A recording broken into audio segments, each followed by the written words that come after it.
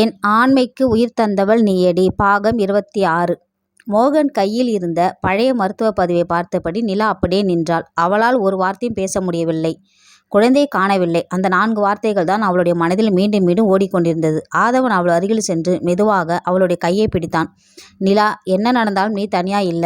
நிலா கண்ணீருடன் அவனை பார்த்தாள். ஆதவா, நான் யாரு நீ எனக்கு தெரியல. ஆதவன், நீ யாரா இருந்தாலும் நீ நிலாதான். மோகன் அந்த அறையில் இருந்த அனைவரையும் பார்த்தான். 25 வருஷத்துக்கு முன்னாடி நடந்ததை நான் மட்டும்தான் முழுசா தெரிஞ்சவன். காயத்ரி கோபமாக, நீ தெரிஞ்ச உண்மையை இத்தனை வருஷம் ஏன் மறைச்ச? மோகன் சிரித்தான். அந்த உண்மை வெளியே வந்திருந்தா இன்று இவங்க யாருமே இப்படி இருக்க மாட்டாங்க. அருண்குமார் உடனே கேட்டார். பொய் சொல்லாதே மோகன். மோகன், அப்படியா?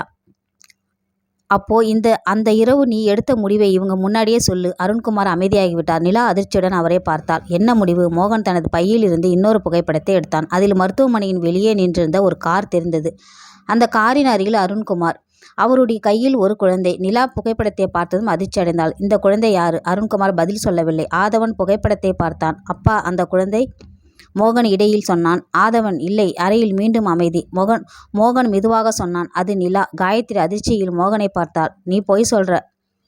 மோகன், அப்படின்னா இந்த புகைப்படம் எப்படி என் கைக்கு வந்தது என்றான். காயத்ரி அந்த புகைப்படத்தை வாங்கி பார்த்தாள். அவளுடைய கண்களில் கண்ணீர். அந்த இரவு அவள் மெதுவாக பேச ஆரம்பித்தாள். என் குழந்தையை மருத்துவமனையிலிருந்து யாரோ எடுத்து சென்றதாக நினைச்சேன். ஆனா இப்போ புரியுது. அவள் அருண்குமாரை நோக்கி பார்த்தாள். நீங்க தான் அந்த குழந்தையை வெளியே கொண்டு போனீங்களா? அருண்குமார் கண்களை மூடினார். சில வினாடிகளுக்கு பிறகு, ஆமாம்.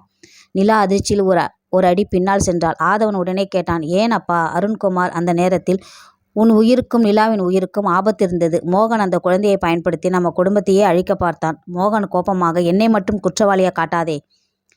அருண்குமார், நீ செய்ததை நான் மறக்கல என்றான். மோகன், அப்போ அந்த இரவு நடந்த இன்னொரு விஷயத்தையும் சொல்லு. அருண்குமார் அமைதிக்கு விட்டார். நிலா அழுதபடி கேட்டாள். என்னை எங்கே கொண்டு போனீங்க? அருண்குமார் அவளை பார்த்தார்.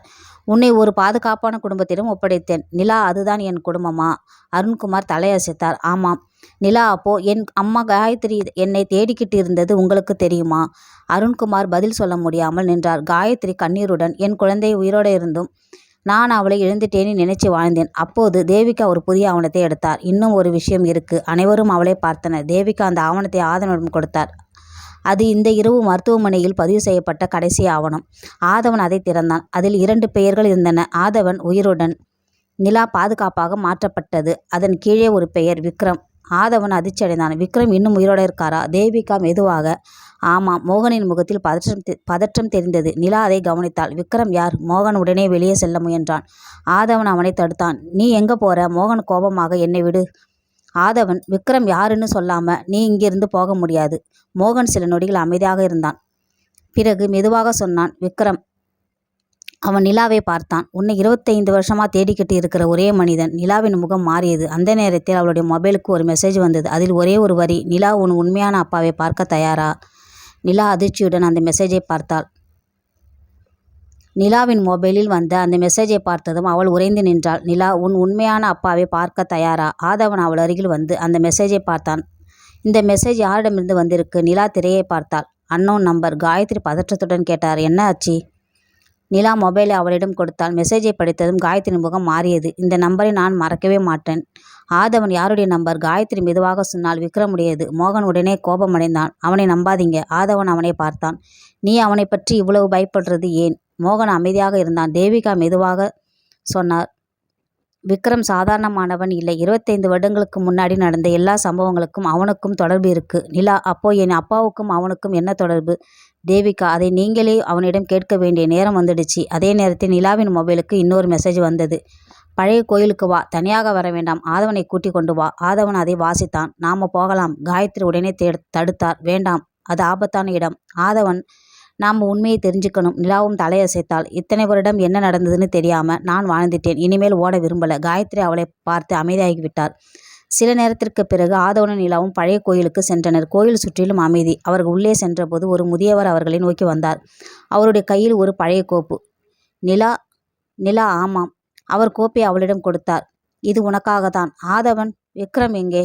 அந்த முதியவர் பதில் சொல்லாமல் கோயிலின் பின்புறத்தை நோக்கி காட்டினார். அங்கே ஒரு பழைய அறை. நிலா மெதுவாக கதவை திறந்தாள். உள்ளே சுவரில் பல புகைப்படங்கள். அதில் காயத்ரி, அருண்குமார், மோகன், விக்ரம், மேலும் சிறுவயதில் இருந்த நிலா மற்றும் ஆதவன். நிலா அதிர்ச்சி அடைந்தாள். இவங்க எல்லாரையும் யார் இத்தனை வருடம் கவனிச்சிருக்காங்க?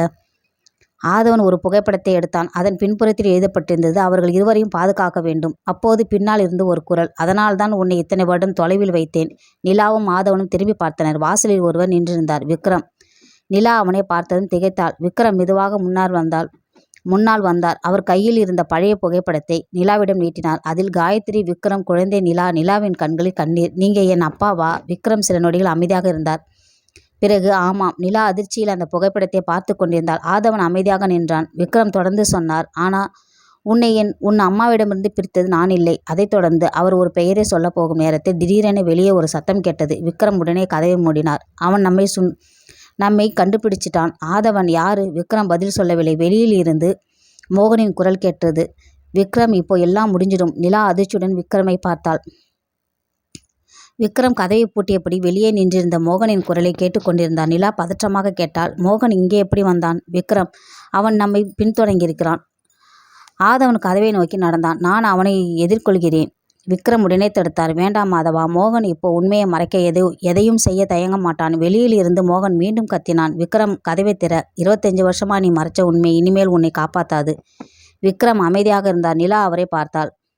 என்ன உண்மை? விக்ரம் ஆழமாக மூச்சை விட்டார். நிலா, உன்னை நான் இழந்ததுக்கு காரணம் மோகன் மட்டும் இல்லை. நிலா அதிர்ச்சி அடைந்தாள். அப்போ யார்? விக்ரம், அந்த இரவு உன்னை மருத்துவமனையிலிருந்து எடுத்து சென்றது. அவர் சிறிது நேரம் நின்றார். உன் அப்பாவாகிய நான் இல்லை. அது அருண்குமாரும் இல்லை. நிலா, அப்போ யார்? விக்ரம் பதில் சொல்லாமல் ஒரு பழைய வீடியோ கேமராவை எடுத்தார். அவர் அந்த கேமராவை இயக்கினார். திரையில் 25 வருடங்களுக்கு முன் நடந்த மருத்துவமனை காட்சி தெரிந்தது. ஒரு நர்ஸ் குழந்தையை தூக்கி கொண்டு வெளியே வருகிறார். அவரை பின்தொடர்ந்து ஒரு பெண் சொல்கிறாள். முகம் தெளிவாக தெரியவில்லை. ஆதவன் வீடியோவை நிறுத்தினான். இந்த பெண் யார்? விக்ரம், அதுதான் நானும் 25 வருடமா தேடிக்கிட்டு இருக்கிற ஒரு கேள்வி. நிலா அந்த வீடியோவை மீண்டும் பார்த்தாள். அந்த பெண்ணின் கையில் இருந்த வளையல் அவளுடைய கவனத்தை ஈர்த்தது. அவள் மெதுவாக சொன்னாள், இந்த வளையல். ஆதவன், என்ன? நிலா, என் அம்மாவிடம் இருந்த வளையல் மாதிரியே இருக்கு. விக்ரம் அதிர்ச்சி அடைந்தார். அதை உன் அம்மா எப்பவும் மறந்திருப்பாங்களா? நிலா தலையசைத்தாள். ஆமாம். விக்ரம் சில நொடிகள் அமைதியாக இருந்தார். அப்போது கதவு திடீரென திறக்கப்பட்டது. மோகன் உள்ளே வந்தான். அவன் நேராக விக்ரமை பார்த்தான். இன்னும் எவ்வளவு நாள் இந்த நாடகம்? ஆதவன், நாடகம் ஆடுறது நீதான். மோகன், ஆதவா, உனக்கு தெரியாத விஷயங்கள் நிறைய இருக்கு. ஆதவன், அதனால்தான் கேட்கிறேன், உண்மையை சொல்லு. மோகன் நிலாவை பார்த்தான். நிலா உன் சகோதரி இல்லை. ஆதவன், அதை நாங்கள் ஏற்கனவே தெரிஞ்சுக்கிட்டோம். மோகன் சிரித்தான். இல்லை, நான் சொல்ல வர்றது வேற. அவன் மெதுவாக சொன்னான், நிலா பிறந்த குழந்தை இல்லாத நேரத்திலேயே அவளுக்காக ஒரு போலியான பதிவு உருவாக்கப்பட்டது. நிலா அதிர்ச்சி அடைந்தாள். எதற்காக? மோகன், உன்னை யாரும் தேட முடியாதபடி. விக்ரம் கோபமாக, அந்த பதிவை உருவாக்கியது யார்? மோகன் அமைதியாக இருந்தான். பிறகு மெதுவாக சொன்னான், தேவிகா. ஆதவன் அதிர்ச்சி அடைந்தான். தேவிகா மேடமா? மோகன், ஆமாம். நிலா தலையை பிடித்து கொண்டாள். அவங்க ஏன் இப்படி செய்யணும்? மோகன், அதுக்கான காரணம் அவங்க கிட்டதான் இருக்கு. அதே நேரத்தில் ஆதவனின் மொபைல் ஒலித்தது. அழைத்தது தேவிகா. ஆதவன் அழைப்பை எடுத்தான். மேடம், நீங்க எங்க இருக்கீங்க? மறுமுனையில் தேவிகாவின் குரல் நடுங்கியது. ஆதவா, மோகனை நம்பாதே. அவன் சொல்றதில் பாதி உண்மை பாதி போய். ஆதவன், அப்போ உண்மை என்ன? தேவிகா சில வினாடிகள் அமைதியாக இருந்தார். பிறகு, நிலா யார் என்பதை காட்டிலும் அவளை ஏன் மறைத்து வைத்தோம் என்பதுதான் முக்கியம். அழைப்பு துண்டிக்கப்பட்டது. நிலா கண்ணீருடன் ஆதவனை பார்த்தாள். என் வாழ்க்கையில் இன்னும் எத்தனை ரகசியம் இருக்கு? ஆதவன் அவளிடம் அமைதியாக சொன்னான், ஒவ்வொன்றா கண்டுபிடிப்போம். விக்ரம் அந்த இருவரையும் பார்த்தார். அவருடைய முகத்தில் கவலை. அப்போது அவருடைய மொபைலுக்கு ஒரு மெசேஜ் வந்தது. அதில், உன் மகளை உண்மையிலேயே பாதுகாக்கணும்னா நாளை காலை 6 மணிக்கு பழைய தொழிற்சாலைக்கு வா. கீழே ஒரு பெயர், அருண்குமார். விக்ரம் அதிர்ச்சி அடைந்தான். அருண்குமார் இந்த விஷயத்தில் இன்னும் என்ன மறைச்சிருக்கிறார்? நாளைக்கு பார்க்கலாம்.